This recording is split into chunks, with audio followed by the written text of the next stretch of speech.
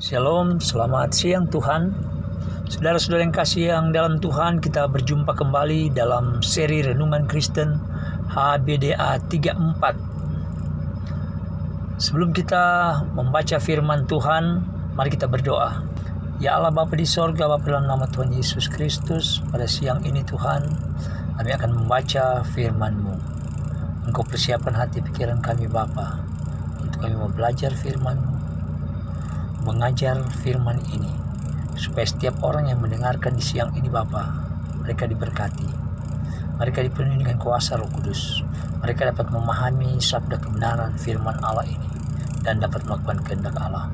Beri petunjuk Tuhan dalam hidup kami di siang ini, dan kami siap menerima firman-Mu dalam nama Yesus. Haleluya, haleluya, amin.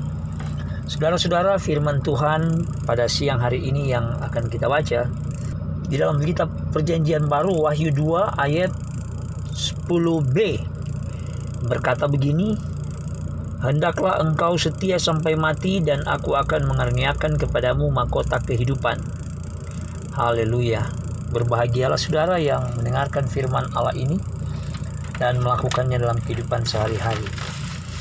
Saudara-saudara yang kasih dalam Tuhan, pendengar yang setia HBDA 34 ini, saya akan menceritakan suatu kisah yang sangat menarik saudara-saudara, sebagai ilustrasi kita sebelum kita masuk berkhotbah, di mana ada seorang pengusaha kaya yang berhasil bergerak di bidang kontraktor dan properti. Dia juga seorang distributor yang bergerak di bidang bahan-bahan bangunan. Ia memiliki banyak karyawan. Di antaranya terdapat seorang karyawan yang telah bekerja selama 40 tahun lamanya. Ia seorang insinyur bangunan sekaligus merangkap kepala tukang dan orang yang sudah dipercaya cukup lama dari setiap bangunan rumah yang didirikannya.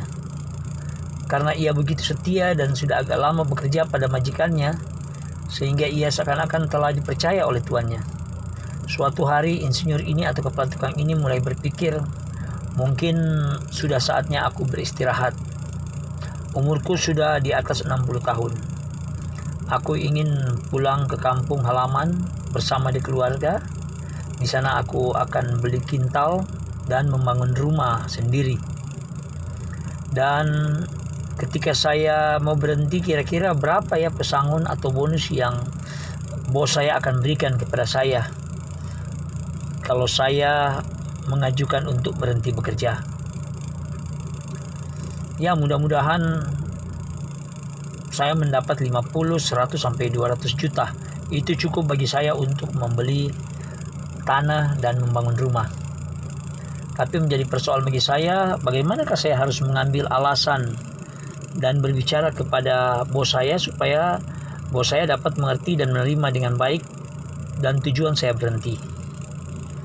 Pada suatu saat ketika kepala tukang itu telah sepakat dengan istri dan anak-anak untuk bulan ini kita akan bermohon kepada bos untuk berhenti, maka ketika kepala tukang ini memohon untuk berhenti, maka permohonan dari kepala tukang ini dikabulkan oleh majikan, tetapi dengan memenuhi syarat. Bosnya berkata, "Sebelum kamu berhenti, buatkan bagiku sebuah rumah yang mewah, yang berkualitas dan sangat indah." Maka ketika kepala tukang ini mendengar pekerjaan baru yang akan dia lakukan sebelum dia berhenti, maka dia agak kesal setelah mendengar syarat ini. Karena untuk membangun rumah mewah dibutuhkan anggaran yang besar, dan bukan hanya anggaran, memerlukan waktu yang cukup lama, sekitar 2-3 tahun lagi baru selesai. Apalagi bos memberikan anggaran sekitar 2-3 miliar. Maka dengan berat hati kepala tukang menerima tanggung jawab terakhir ini, saudara-saudara. Setelah itu lokasi tanah telah disiapkan dan diberikan oleh bosnya, dan mulailah kepala tukang ini memimpin beberapa tukang untuk mendirikan bangunan. Saudara-saudara, sepanjang hari setiap mereka bekerja, ya, kepala tukang ini mengomel dan bersungut-sungut. Kepala tukang ini berkata kepada teman-temannya, "Kapan ya saya istirahat, kapan saya pensiun, kapan saya berhenti? Apalagi sekarang ketika saya mengajukan untuk berhenti bekerja, tapi bos masih memberikan saya pekerjaan yang baru lagi. Hanya saudara, ia melakukan pekerjaan tidak dengan segenap hati, asal-asalan. Misalnya kayu besi yang harus digunakan dia ganti dengan kayu biasa, kayu merah. Plafon yang dia harus buat dari Sunda atau dari granit diganti dengan triplex. Lantai besteknya seharusnya menggunakan Eternit atau granit, tetapi diganti dengan keramik biasa. Pokoknya rumah ini dibangun dengan kasar dan asal jadi saja, saudara. Perkiraan penyelesaian 2-3 tahun, tetapi kepala tukang ini dengan cepat-cepat menyelesaikannya dan selesai hanya 5 bulan saja. Dan anggaran yang terserap dalam pembangunan ini hanya sekitar 500 juta saja. Maka setelah rumah ini selesai, waktu majikan atau bosnya baru pulang dari luar negeri, maka kepala tukang ini melaporkan bahwa rumah sudah selesai dibangun. Maka bosnya berkata kepada kepala tukang ini, undanglah semua karyawan dan para undangan lainnya, karena kita akan meresmikan bangunan yang kamu buat itu. Ketika acara peresmian, saudara-saudara, makalah tiba saatnya bosnya untuk membawakan sambutan. Dan bos ini berkata bahwa saya membangun rumah ini tidak lain dan dengan tujuan hanya untuk menghadiahkan kepala-kepala tukang saya yang sudah saya percaya, dan dia telah berjasa bagi perusahaan, dan dia sudah bekerja lebih dari 40 tahun.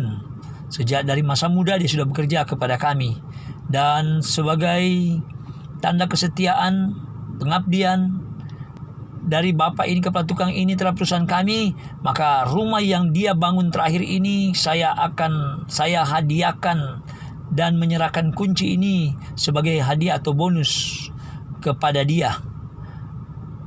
Ketika kepala tukang ini atau insinyur ini mendengar akan perkataan dari bosnya, maka betapa terkejut dan menyesal kepala tukang ini, karena ternyata rumah yang dia bangun terakhir ini sebenarnya adalah miliknya sendiri.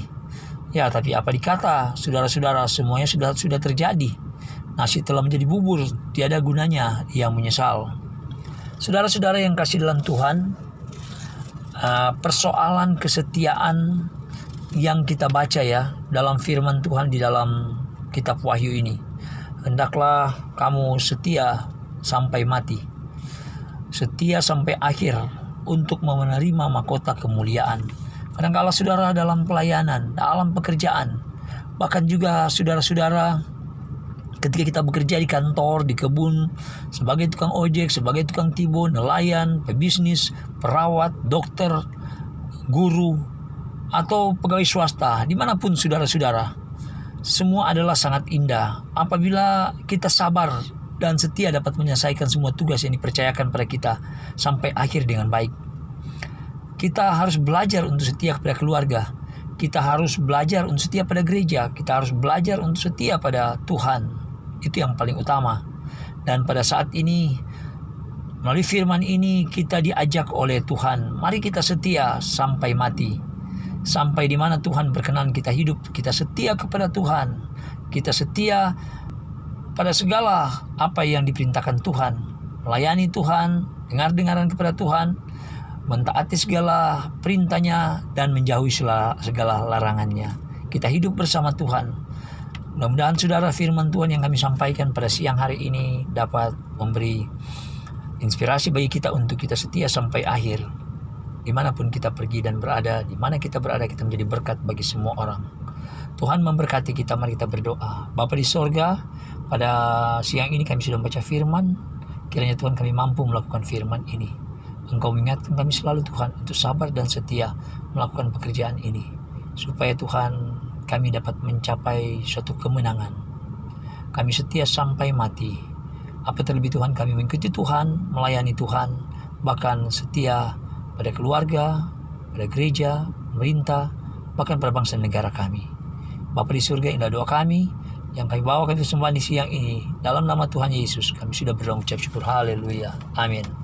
Demikian saudara-saudara, seri renungan Kristen kita pada siang hari ini. Kita sudah dengarkan bersama-sama. Tuhan memberkati kita. Selamat siang Tuhan. Shalom.